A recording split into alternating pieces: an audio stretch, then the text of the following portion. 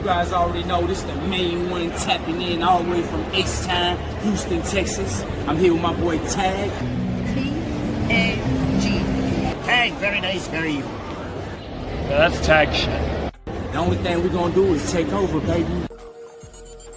Free fall as I die through the kaleidoscope in my mind. No rope up to climb. Gotta remind myself that I'm fine. What it is, what it was, and what it do, T.A.G Nation. It's your boy, two-time, two-belt ScooterRay. And I'm here with another edition of NXT.A.G. Now, this week starts off their 2-week theme show, NXT Revenge. And as you can see on their screen, the first match is a grudge match between Jada Parker and Kalani Jordan. Now, last fight, Jada Parker did get the best of Kalani Jordan when they was at Madison Square Garden. And then backstage, Kalani was beating up on Jada. And, of course, it led to a rematch. You know, you can't just sit there and just get beat down and not want some get back, even though you got the dub, right? These two ladies actually had pretty good chemistry. And it was actually a pretty decent and good fight to start the night off, especially with the theme of revenge. And I appreciate the back and forth. The crowd, of course, is definitely behind Jada Parker. You know, so why Jada still has yet to win a title in NXT still just baffles me. Just befuddled, bewaffled at the fact that she has not won a championship in NXT. But hey, I digress. But the closing moments of this match, I didn't see when it happened, but somehow the middle term buckle pad got ripped off. And when Jada went for a hypnotic, Kalani moved. Jada, you know, ran her hip into it. Lonnie caught her with a kick, hit that split-legged moonsault or the one-of-a-kind moonsault, and that was it. So technically they're 1-1. So I'm kind of interested and intrigued to see how they're gonna break this tie between the two. But you know it's not over, especially after the way Lonnie got the dub. So you definitely know it's not over between these two ladies. Then we get a moment where Shiloh was backstage doing some things, and Ricky kind of walks up and was kind of like, Shiloh, what is happening? He was like, oh, I'm doing something, and I'm doing something special for Tatum. You know, it was something she asked me to do. And then Ricky's looking at him like, yeah, okay. Ethan Page comes up, and they're pretty much discussing about how at Stand and Deliver, how they was fighting each other and pretty much kind of costing each other the championship, and how they need to kind of put that behind them and keep it moving because Ethan does have a championship match tonight. And, you know, Ethan was pretty much kind of asking Saints, you know, does he have his back? Because if I do get the belt, then you'll be the first one to get a title shot. So, of course, Saints was like, bet. Then we get a Soul Ruka vignette, and pretty much she's spilling the whole story about how she feels from kind of the moment everything happened from that North American ladder match all the way up until now. And she's pretty much, like I said, sharing her side of the story, you know, uninterrupted, because it's a vignette. So she, you know, it wasn't her talking to the crowd or anything. It was just pretty much her letting us know how she felt about everything and how she sees everything, and how all of the stuff that's, you know, the fallout with Zarya. Because next week on NXT Revenge Week 2, we will get Soul Ruka and Zarya in a last woman standing match. So next, we get Joe Hendry. He comes out and he's pretty much, you know, want to address the crowd of his future, and he knows doing his little songs, his little diddlies, his little medleys. And he gets interrupted by Keanu Carver. And Joe Hendry tries to fight off Keanu, but then he starts to beat up on Hendry.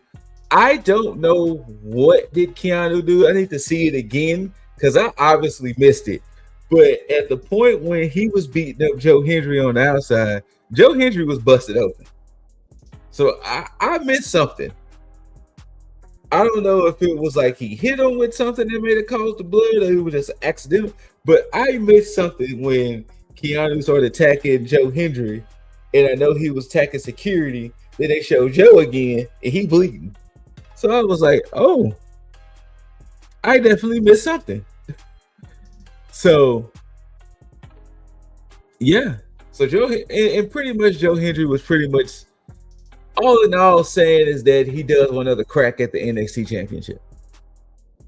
Pretty much. That's what he was saying all in all. Then we get a Lola Vice backstage getting ready. She has to defend against JC Jane tonight. Stephanie Vaquer shows up and pretty much was wishing Lola some good luck, and they exchange, little pleasantries between the two champs. And that was it.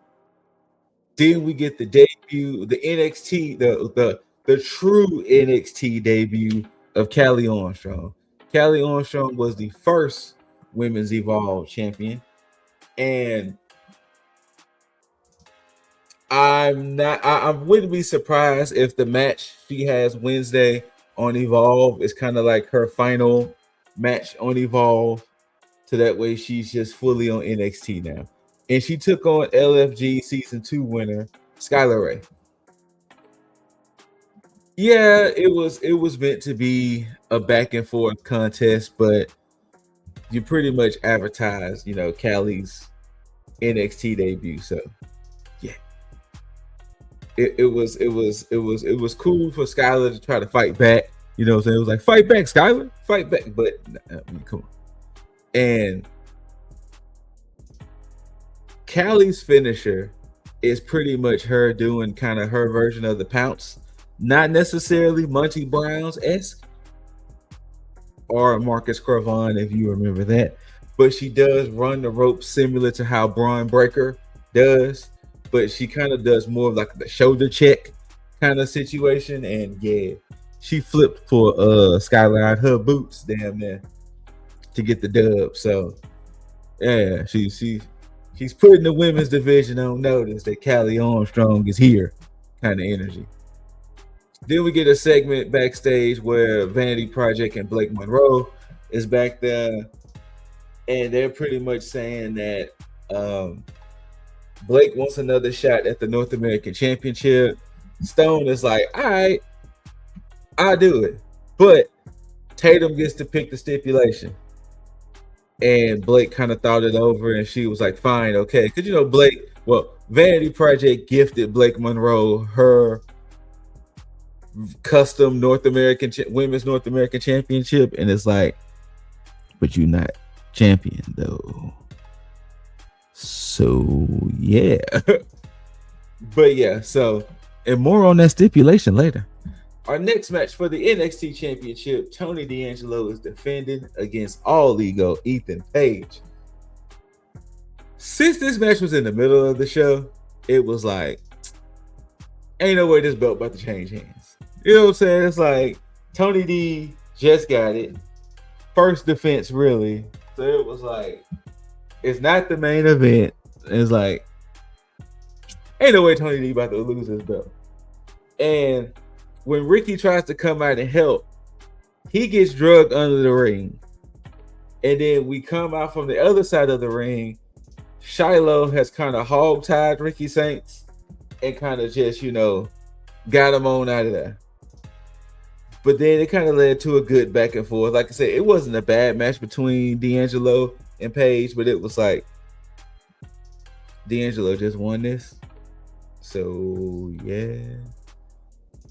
He eventually hits that dead to rights spine buster. 1, 2, 3. Tony D retains. I mean, yeah.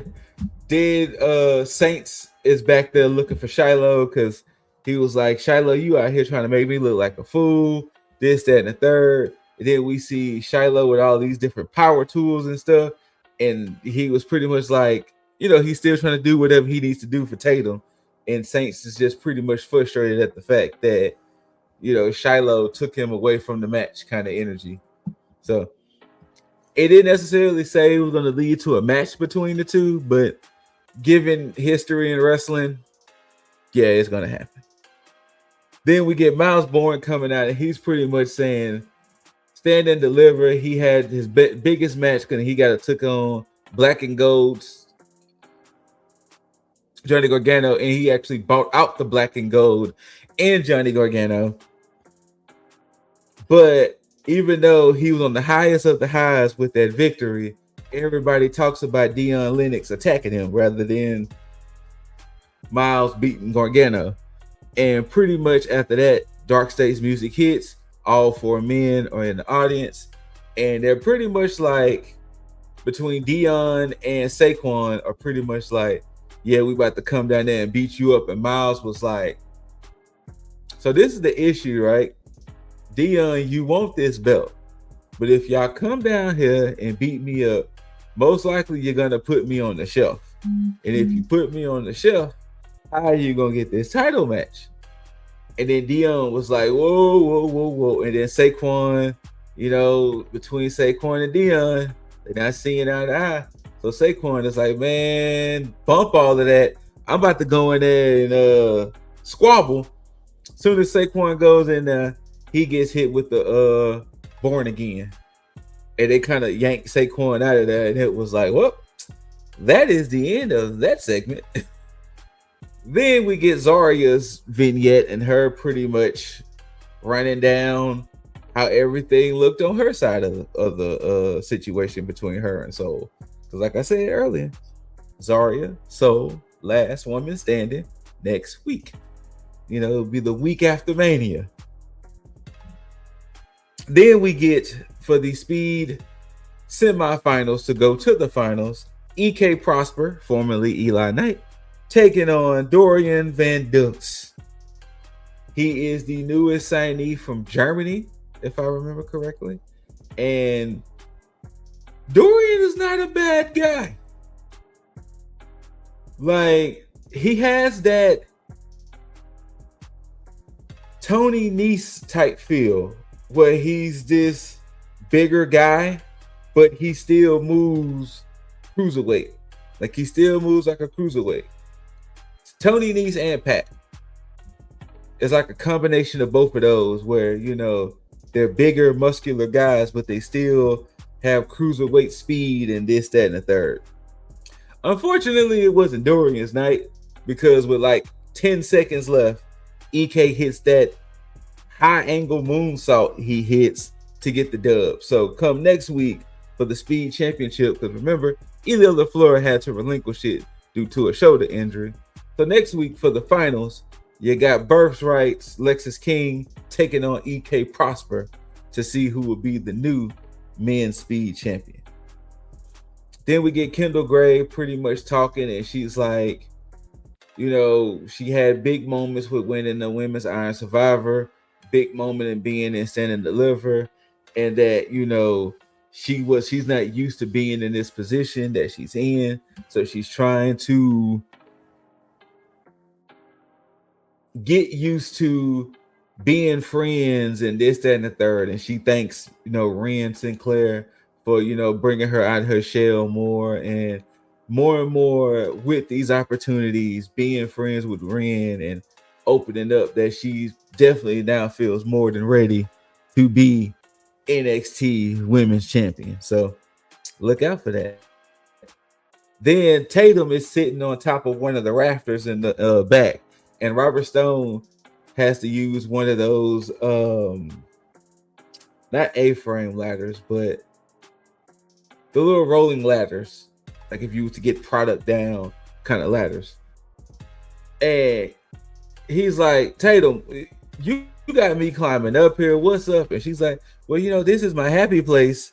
And I thought about the stipulation I want with Blake. And she was like, she was pretty much saying a bunch of words and kind of double entendres until Shiloh shows up with a giant black casket. because Tatum wants a casket match with Blake Monroe come next week. And Stone was like, bet. So, yeah, next week, Blake Monroe, Tatum Paxley, Women's North American Championship casket match. There you go.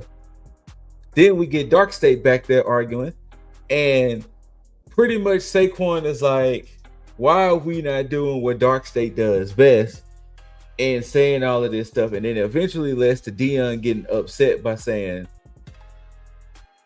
in order for us to be Dark State again, we need gold. This is going to get our foot in the door, getting this North American Championship. Like, why are you tripping?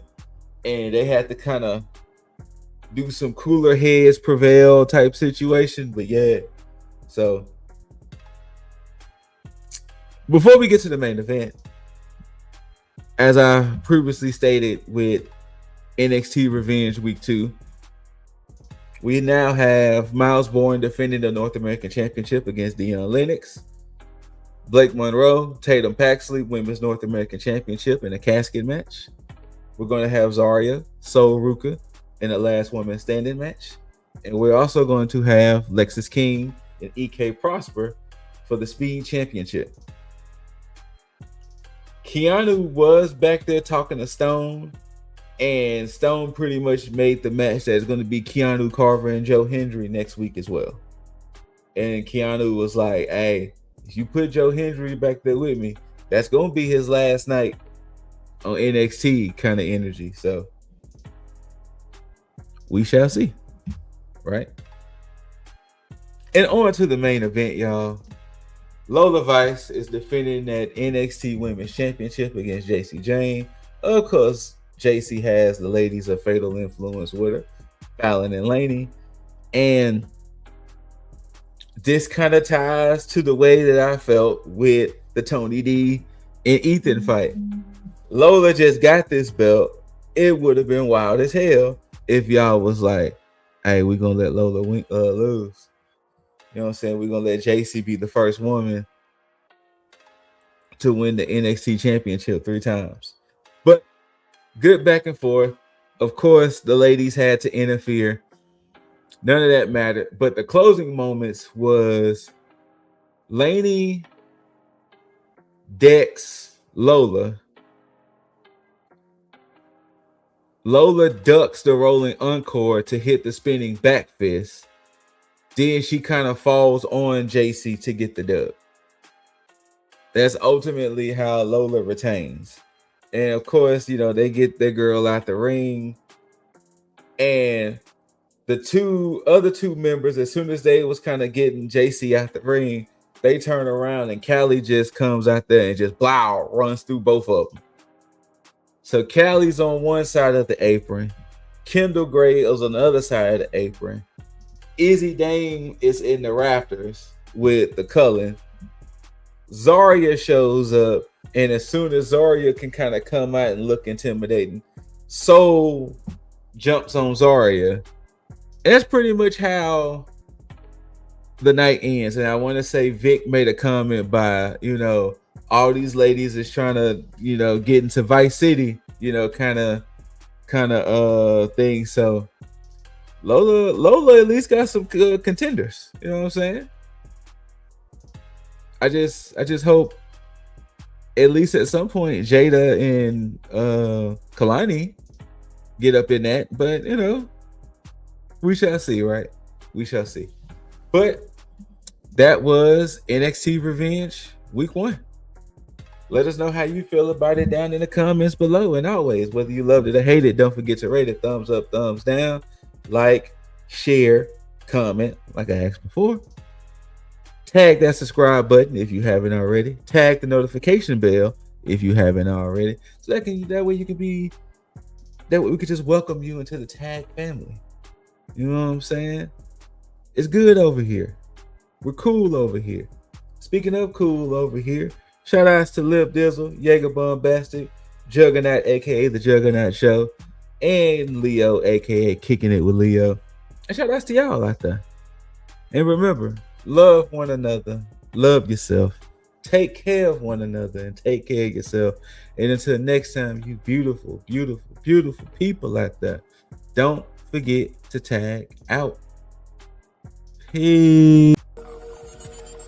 Free fall as I dive through the kaleidoscope in my mind. No rope up to climb. Gotta remind myself that I'm fine. Mama.